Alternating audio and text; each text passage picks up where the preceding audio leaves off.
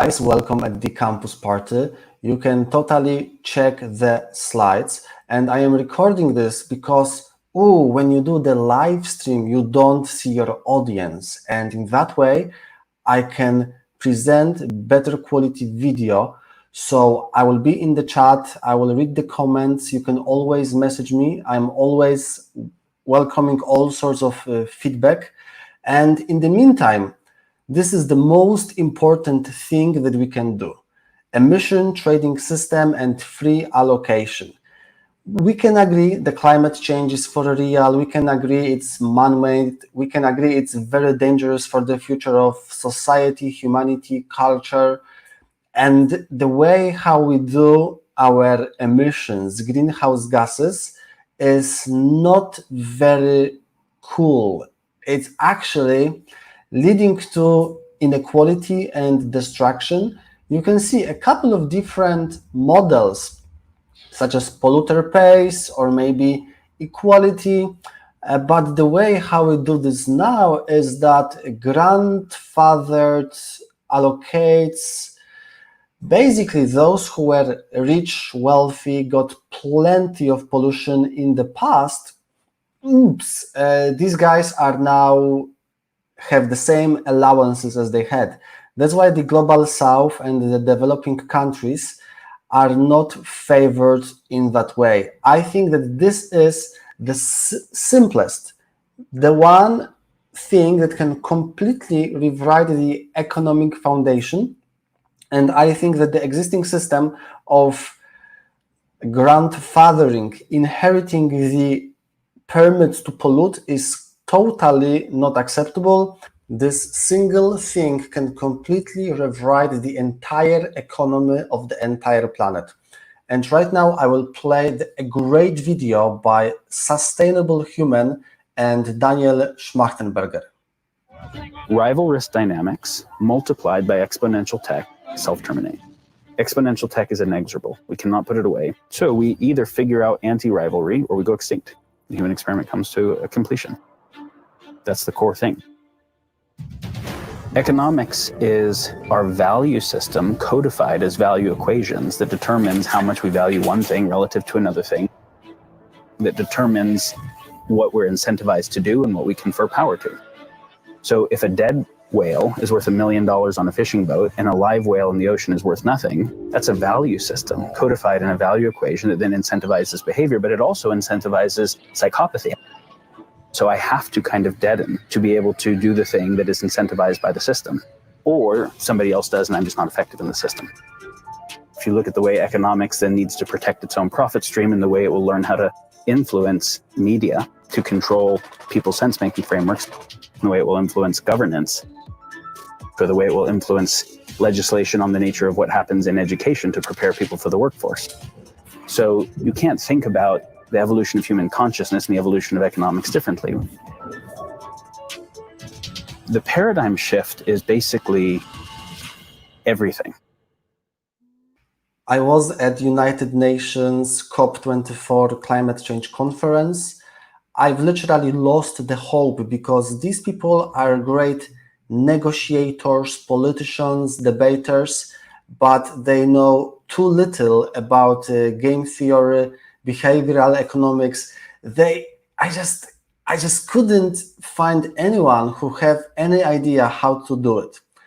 However, there are people who are using data-based approach and science. This is the lady who won the Nobel Prize in economics, and she won the prize because she used the data-based approach for helping others. We can agree that malaria and mosquitoes are not okay. So you may think that you can subsidize the mosquito nets so that children and adults are safe. However, if you give them for free, the people will use them as a fishing nets.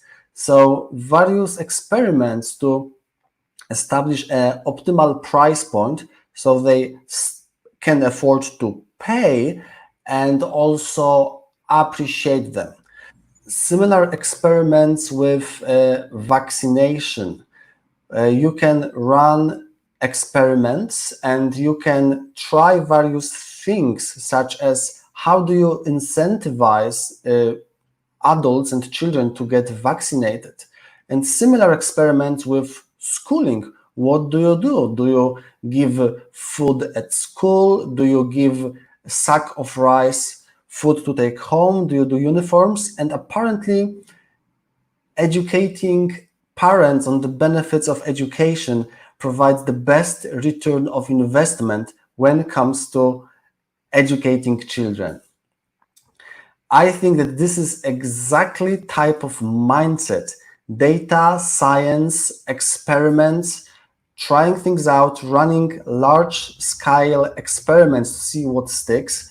I am worried. I'm genuinely worried that this is the model of democracy, which is ancient Greece and a few guys voting, debating. The model of democracy didn't change in many years. These are the founding fathers, the Declaration of Independence, the 1776, when the information was traveling at a speed of a horse, or maybe the ship was actually faster, a couple of weeks from London to the US. Now we have a few things that are different. We have internet, which is a game changer. We have blockchain, which is game changer. We have AI. We have so many other exponential technologies. I think we can totally rewrite the economic system for the humanity, which I am doing right now. We are doing this. Everyone who is in this channel, who is tuning in, we are system changers, game changers. We are trying to figure out what type of changes are practical, applicable, meaningful. Let's see where this road continues. Internet and blockchain, game changers in terms of decision making, how we organize knowledge, how we share our data, how we share our research. And also, flying to Mars is kind of out of ordinary. I think that every single generation up to this date was thinking we are the most sophisticated, we are the most advanced, we are the best, the most sophisticated, right? However, flying to Mars is something truly out of ordinary in the scale of the entire species, civilization, humanity.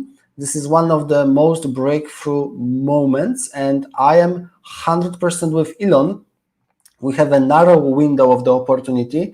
Some of the geopolitical processes, nuclear warfare, whatnot, we may not have many chances. We need to use this chance.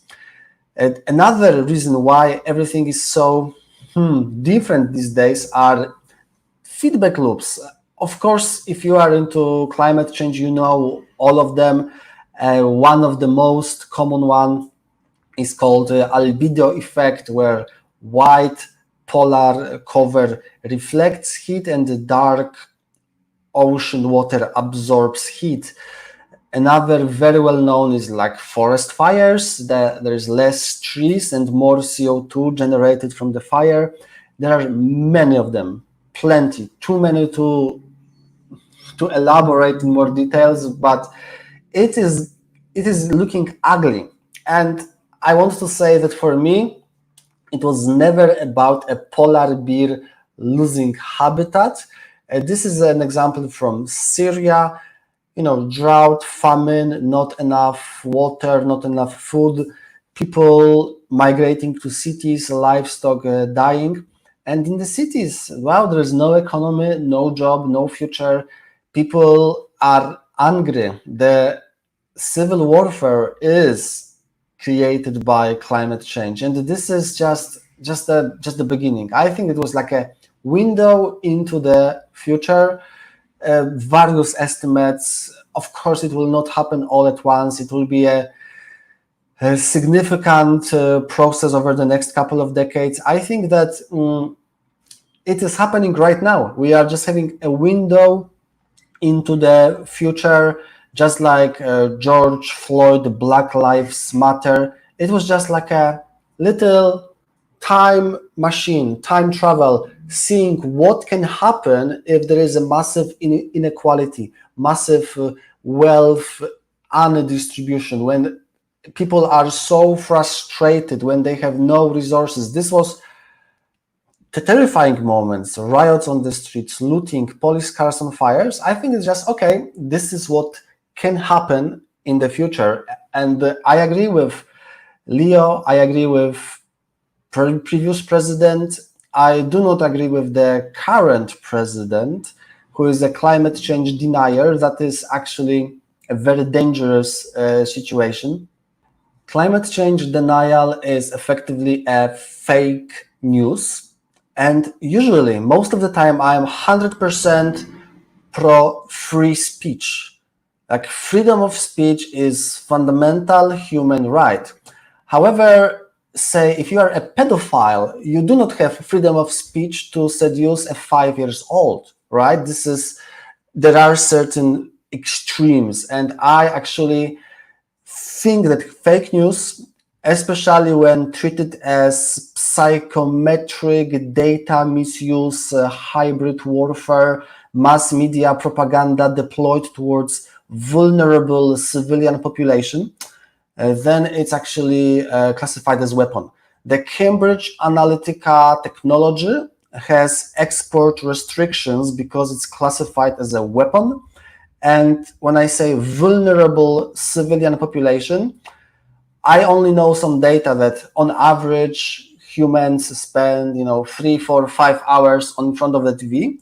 And I personally, in my social circles, I do not know anyone who has TV other than a few guys, like developers who have a cheap 4K monitor on the wall, like a dashboard, different graphs, metrics, monitoring. So we are here in this little filter bubble, and maybe we are not affected. Maybe we are a higher income, higher education. I am very grateful for my privilege. I'm not taking this for granted. I am very grateful for everything I have.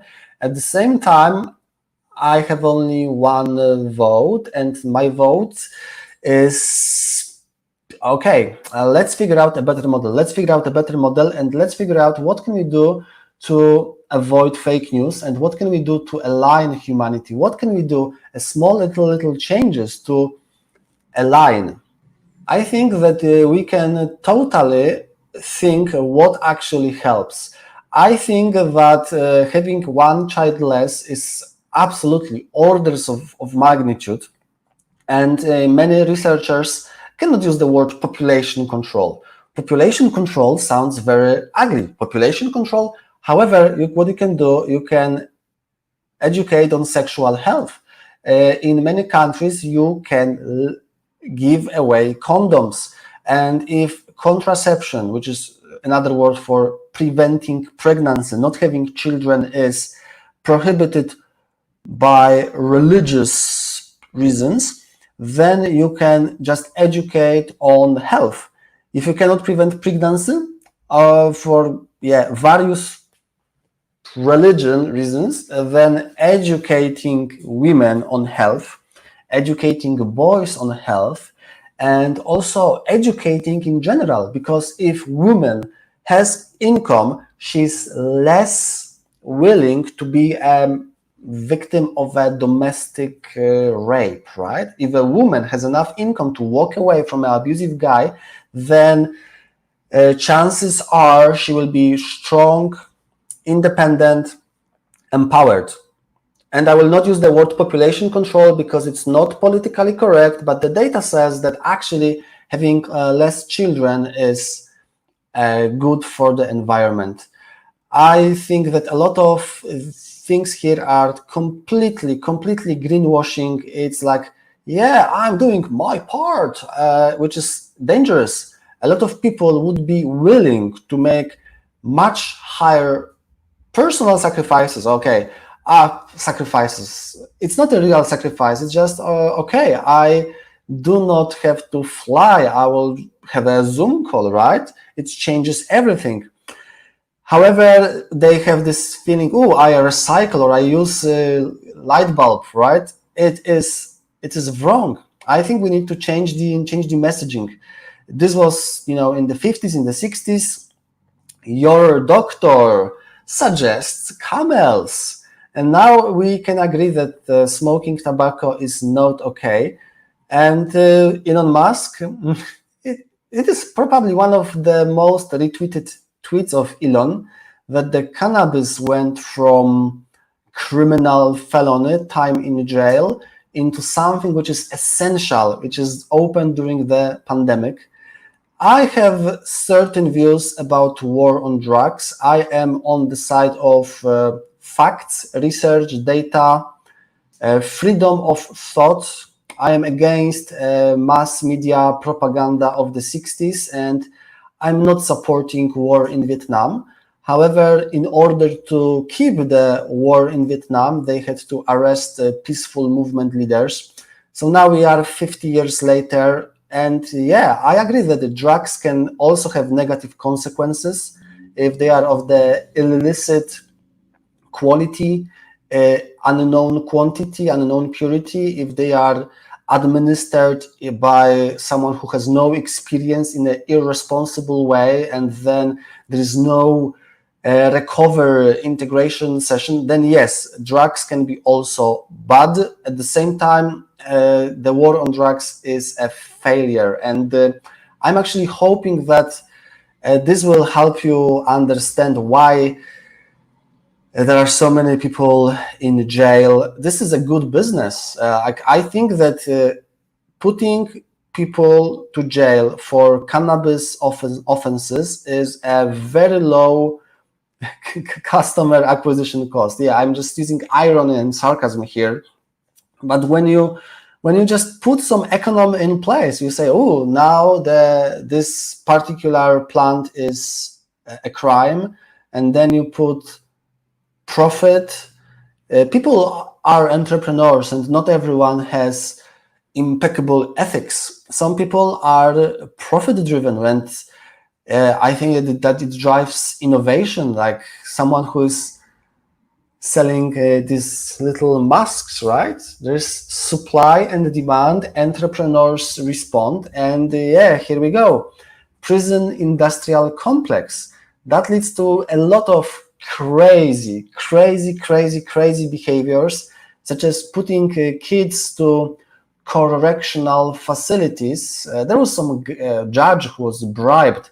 He was paid to send people to jail because he was paid for that. Another outrageous example is, if you are the paramedic, but you get paid for tipping off the funeral home. So then as a paramedic, you are actually killing your patients, because if you report to your conspirator in a funeral home, you get extra charge, which is completely morally, utterly not acceptable. But this is just an example. Change the equation, change the economy, incentivize something else, and here you go. I think that this is huge. This is huge. The way how we subsidize water, subsidize meat, subsidize plants, this is just unacceptable. This is huge, unacceptable thing. The way how much money goes towards something which is uncool. It has been criticized on the grounds of its cost and environmental impacts, and I couldn't agree more. I believe that the market can respond. The private prison system is an extreme example, right? Where who is your customer? People in jail. Now, I would say that 1% or less than 1% of beef farmers and food farmers are effectively deciding on the fate of humanity. I think that the land use is fundamental, the way how we store water, what type of crops are growing. This is very bad. And also energy subsidies. Again, market can decide. Like right now, we just have, solar panels, plenty of cheap solar panels. But what about energy storage? if you cannot transmit this energy, if you cannot keep it in the winter or in the night, you still need to build fossil fuels, right? So they're on and off. I think that the free market can decide. Free market, entrepreneurs, people who have, smart resources, capital, they can respond to market needs. But if the government decides to destroy the market, I think it's effectively destroying the market. Energy cannot be so cheap. We should value the cost of heating, cost of electricity. That would enable loads of innovation in the material. It would change the building codes. I am just worried that the lawmakers, policymakers are lagging a couple of years behind the reality. And I'm not talking about anything extreme. I'm just saying, okay, let's just remove artificial subsidies so that free market, entrepreneurs, innovators can play an equal game. If you have subsidies to all this stuff, then it just doesn't pay off to be cool, doesn't pay off to be innovative, because someone else gets shitloads of money, and it's difficult. I think that we need to change loads of laws, and this is a screenshot from Economist, and here is this is the little fragment. China has every right to do so. Why do we assume that if you have a river, you can extract all the water from the river? And here are some links to Wikipedia. Check them out. The war on water, 6-day war, it was between Israel and Egypt and other Arabic countries. It was massively influenced by water. Water in California, which means California, first settlers, gold rush, it was Wild West. It was in the 1800s, right? And the same water rights that were valid with almost no human population, a few wagons, a few, horses, right? The same law on water are applicable right now. And we need to change a few laws, and we don't assume that just because something was in the past, 1800s, before, urban, suburban sprawl like LA, we need to change a few laws. And I'm hoping that this presentation was informational, that it inspired you to think about a few things. I'm not saying that I have 100% confidence. I just know that, something doesn't work. We need to change it. Talking about changing it is like, yeah, we need to change, but do what?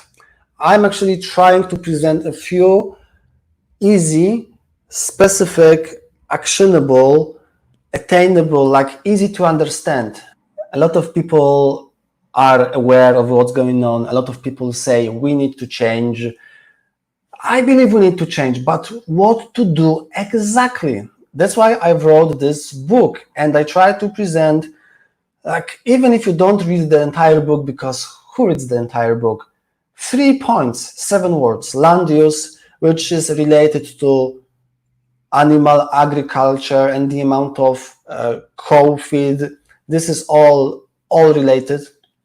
Second, emission trading system, so it doesn't use the grandfathered, inherited allowances, so that there is equality. I think that the equality would allow Global South to progress because they have less emissions, so they would market would be established. There is already market for CO2 emissions, but it's not unified, it's not integrated. It is all messy. And of course, energy storage, because even if you have a solar plant, it only works when there is sun exposure. It doesn't work during the night. I think that these are the most applicable, the most imminent changes that we can implement right now. We are literally unfolding a new world order. Guys, Thank you so much. I really wanted to present the most important, most actionable, most important parts. I hope it was good. Drop me a line. Let's keep in touch. You will always find me in the interwebs. And right now I'm just signing off. Ciao, ciao.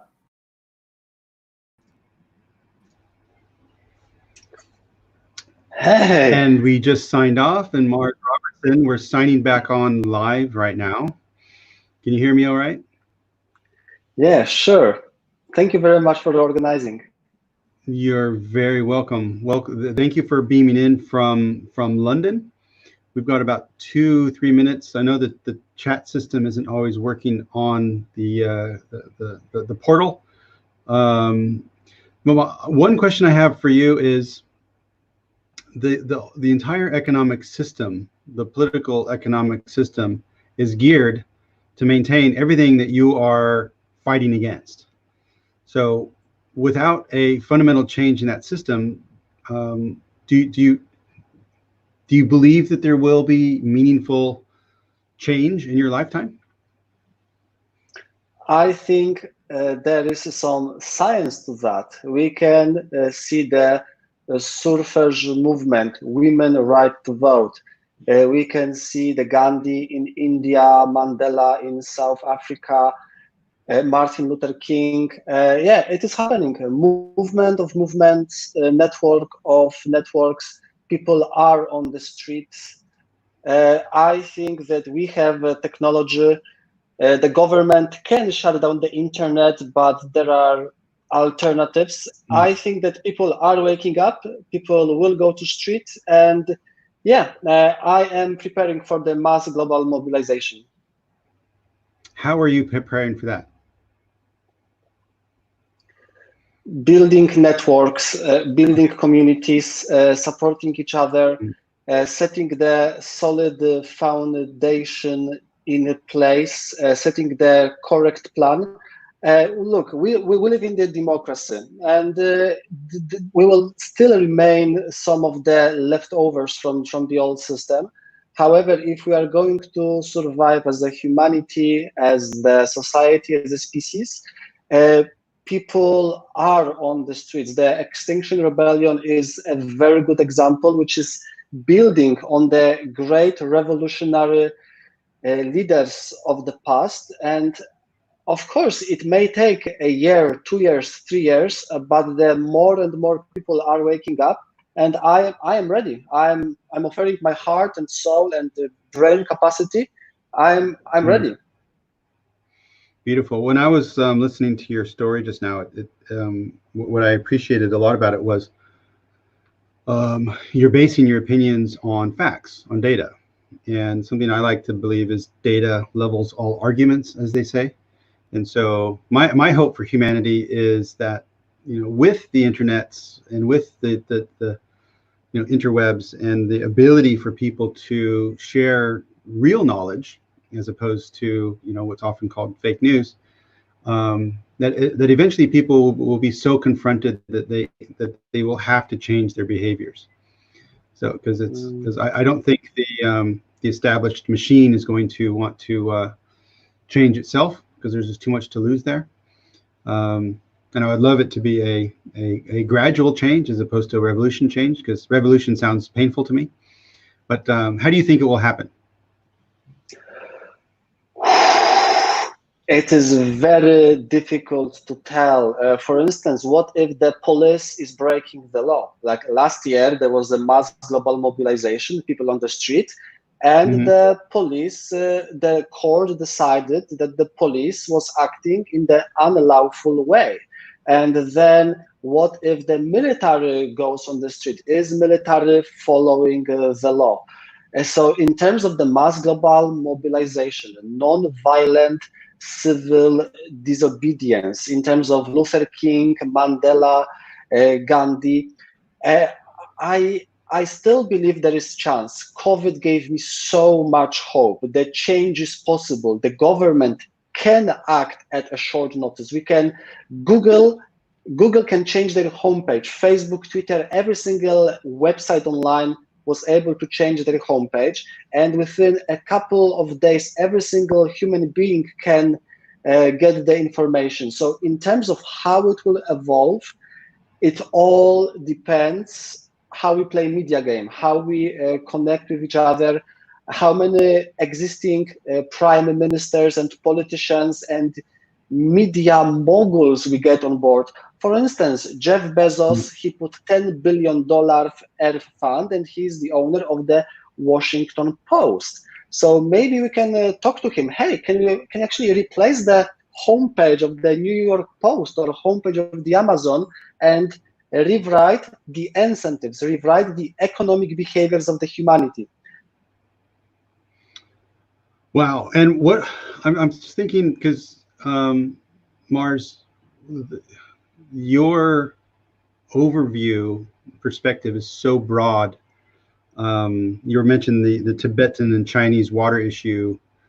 I'm coming from California, and Southern California, Los Angeles is a desert, and the water is taken from the Colorado River. It doesn't even get to Mexico, and that's a source of contention. So it's the same sort of thing there. There's a beautiful book about that, old book called the Cadillac Desert, I think. It's an older book which explains about how basically the water pirates, if you will, were grabbing the water in order to build out, what's now Los Angeles. But how can you unravel that or turn these things back to normal? I think there's an entire society and economy now, relying on what we would currently consider, crimes, maybe. Is your vision to go back to what it was before, or is it to move to a new normal? Wow! Wow! These are just some easy questions, Mark. You said we have 2 minutes, and I am aware of time. Do you have another guest coming? Mark, okay. I see them on the camera, and they are still getting set up, and so okay, sure.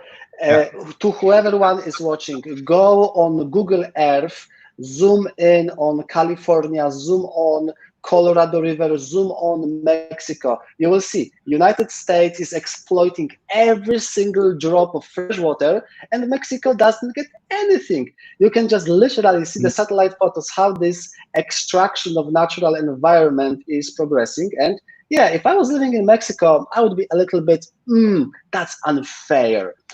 So in terms of the water rights, it is the international conflict everywhere, in China, in Tibet, in Great Ethiopia Renaissance Dam, in Syria, Middle East, Syria, Iraq, Tigris and Euphrates, the first civilization in Mesopotamia. Okay, I will give you a very quick hint. I was meditating on that. We have the satellite photos, and let's do a global voting. Everyone goes outside, and if you show your hands X means no. If you lie forward means yes. We can do a global vote within 1 day at the cost of $0, because there is already 10,000 satellites, Starlink. We could do a global vote, lie down on the street, X or straight, whatever. We can do this, and this way we can do a very quick, efficient population census to agree on the new water rights, because what was working for water rights in 1800s is not applicable right now. And all these different, we cannot assume that just before something was established in the 50s, in the 60s, in the 70s, before the internet, before the extensive climate change, now people are ready to accept the change. People are waking up, people are aware of the consequences. If we find a leader, if current world lacks charismatic and impactful leaders, we need to, yes, unite, decentralize, build communities. At the same time, we need leaders to come together and show people the way, what we can do to actually change the incentives of the humanity. That was the main subject of the talk, how we can direct the energy, direct the incentives to actually survive, prosper, and thrive for the eternity. Wow. I'm going to take you up on your offer here, Mars. While you were just speaking, I'm popping up Google Earth. I think this is the Colorado River here. Can you see my cursor? Still, I think